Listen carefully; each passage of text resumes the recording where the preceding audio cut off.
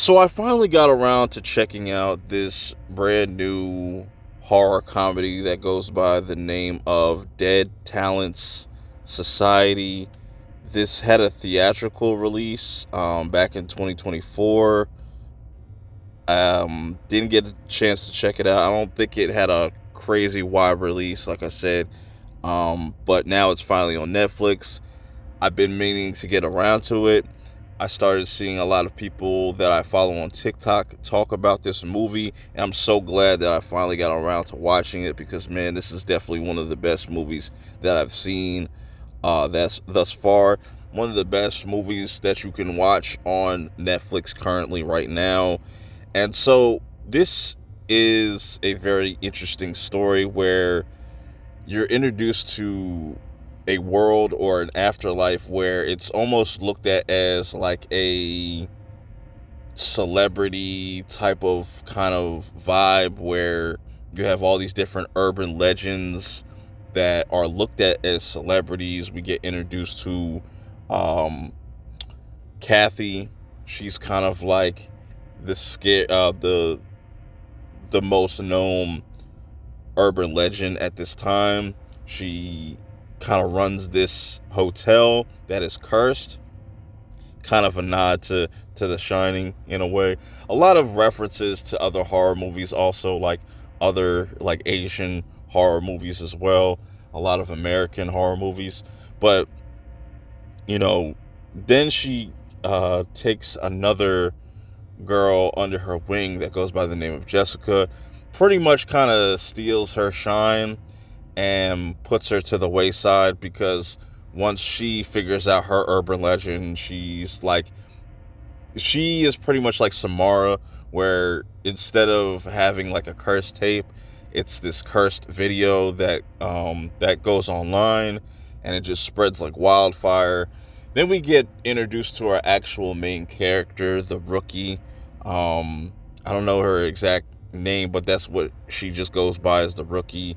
Um, she's dealing with just being dead, and she has her best friend at the time with her, Camilla. And what ends up happening is she starts to kind of glitch out, and what you find out is because she's glitching out is her loved ones are kind of forgetting about her. So to prevent that from happening, from her just completely being erased from existence, is she has to go through this process in getting her haunting license. And that's what's kind of really interesting, how their world reflects the real world, where they thrive off of scaring people. It's used as entertainment, even almost like sport. And so we get introduced to another character named Makoto.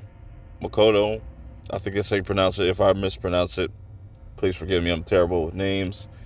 But he gets a wind of this because they have these like kind of tryouts and to see who's scary and who's not. And it doesn't go well for the rookie, and that's why she gets recruited, taken under um, Kathy's wing as kind of like her new apprentice. And this is where the movie gets really interesting, as she kind of figures out what's her story going to be, what's her urban legend. And it's a bunch of trial and error. Like, it's really hard for her to figure out how she can scare people, how to be frightening. And the movie goes in a lot of different directions and has a lot of interesting emotional moments outside of the comedy, because I think the comedy works. It has a really good blend of the drama and also the comedy to kind of balance things out. Also getting a lot more backstory on Kathy and all these other characters. This could have really been a mini series if they wanted to kind of play around with that, just based on how the universe is set up. But I had a blast with this movie. Not only was it funny, It's pretty gory, um, violent, heartfelt, and just has a really good kind of feeling to it once you get done the movie. I like the whole, the rookie losing something but gaining something at the same time, gaining a whole nother kind of family, and just what death kind of means in this world.